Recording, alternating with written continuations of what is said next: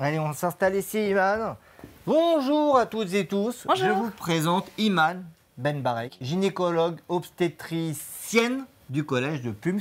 Regardez pas tout de suite la photo. Bon, si on peut la regarder, mais Iman n'y est pas. Je ferai mon meilleur profil. Mais Iman, c'est encore mieux. Elle est ici avec vous, avec nous, et on va répondre à une question cruciale.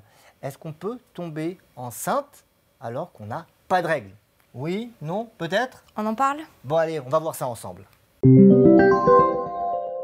Bon, les règles, toutes les femmes connaissent ça. Ce sont des saignements qui sortent, on peut dire ça comme ça, Ouais, de exactement. l'utérus régulièrement. Les règles, c'est cyclique et ça montre que le cycle ovarien fonctionne. Donc elles ont leurs règles, on va dire classiquement, tous les mois, tous les 28 jours. Alors, donc ça, c'est l'utérus qui est vu en coupe.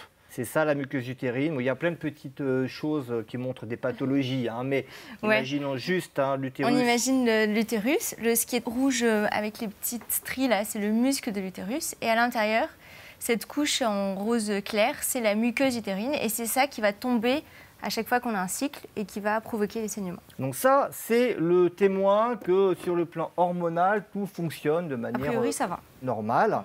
Alors je vais vous montrer un témoignage qui est retrouvé sur Internet, mais ça vient d'une émission de télévision assez sérieuse.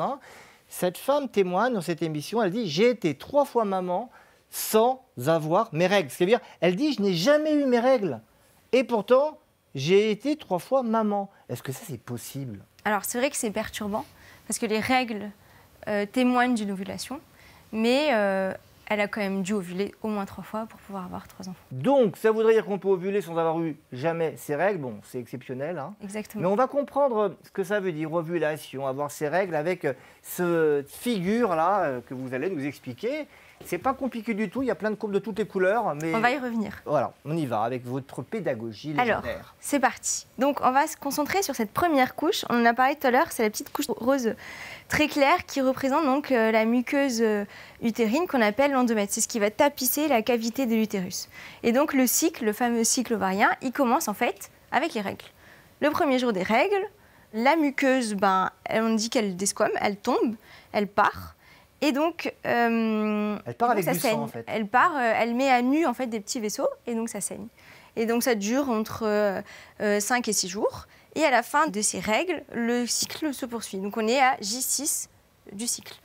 Et puis après, de manière un peu concomitante, au niveau ovarien, donc dans l'ovaire, Ouais. il y a des petits follicules qui grossissent comme ça, ils grossissent, imbibés avec plein d'hormones qu'on est en train de sécréter. Donc c'est ça, LH, Les petites FSH, courbes, œstrogène, l'estrogène, progestérone. Ça, ce tout sont les ça, hormones. Ce sont les hormones.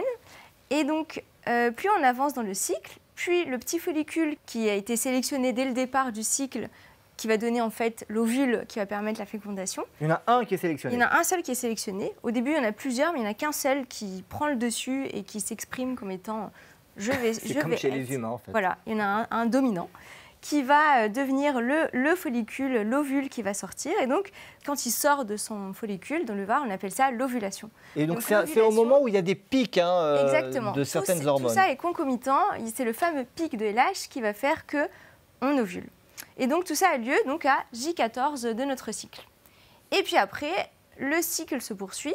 D'autres hormones vont s'élever, on parle de la progestérone, et cette endomètre, donc la muqueuse utérine, elle est épaisse, et normalement elle reste épaisse, un peu comme un lit douillet, prêt à accueillir l'embryon si fécondation elle a eu lieu. C'est-à-dire que si l'ovule qui est tombé ici rencontre un spermatozoïde, et si il n'y a pas rencontre, et s'il n'y a pas rencontre, hop, on revient en arrière.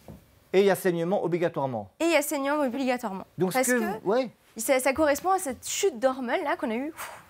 Rien ne s'est passé. Les hormones chutent et ça provoque du coup, on revient à J0 du cycle et ça saigne. Donc en gros, on va se rasseoir, mais ce que ça veut dire, c'est que s'il y a ovulation, alors et qu'il n'y a pas grossesse, il y a forcément des règles à la fin du cycle. Qui apparaissent 14 jours après l'ovulation. Et alors comment cette femme peut avoir eu des grossesses alors qu'elle n'a pas eu de règles, ce qui veut dire probablement qu'elle n'avait pas ovulé. Alors, ce qui peut être perturbant, c'est que, on va dire, classiquement, on dit qu'un cycle dure 28 jours. Sauf qu'il y a des femmes qui vont ovuler, vont avoir des cycles très très longs, qui ont du mal à ovuler 1, 2, 3 fois dans l'année.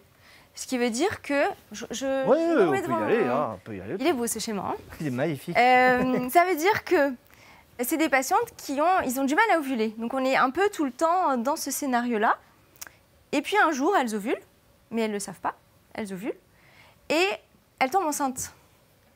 Comme les cycles sont très très lents, les dernières fois qu'elles ont eu leurs règles, c'était il y a peut-être... Des années. Des années ou des mois.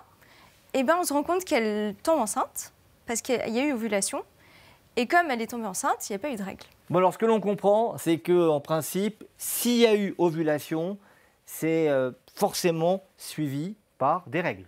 Si on n'est pas enceinte. Si on n'est pas enceinte, bien évidemment. Alors justement, cette patiente, cette personne qui a témoigné, qui nous dit qu'elle n'a jamais eu ses règles et qu'elle est tombée enceinte 3 fois, c'est complètement inhabituel, quoi. C'est totalement inhabituel. Elle a eu de la chance, si il y a un désir de grossesse derrière. C'est que les rares fois où elle a ovulé, elle a pu tomber enceinte. Sans voir forcément de règles. Voilà. Donc on ne retient pas que ça va arriver à tout le monde. Mais il y a quand même d'autres cas, peut-être plus fréquents. Je voudrais vous montrer ce témoignage vu sur un forum. Une femme qui dit, alors il faut bien suivre, « J'ai arrêté la pilule il y a 4 mois. Ensuite, elle a eu des règles. Donc elle dit le 3 décembre. Elle fait un test d'ovulation. C'est quoi un test d'ovulation d'ailleurs? C'est des tests qu'on achète en pharmacie, des tests urinaires qui testent des petits pics hormonaux qui précèdent une ovulation. Donc qui montrent qu'a priori, il y a eu ovulation. Et ensuite, elle dit qu'elle n'a pas eu de règles pendant 3 mois. Alors là, ça semble contradictoire. Elle dit qu'elle a ovulé une fois et qu'ensuite, pas de règles et qu'elle n'est pas enceinte, puisqu'elle a fait des tests de grossesse. Comment on explique ça?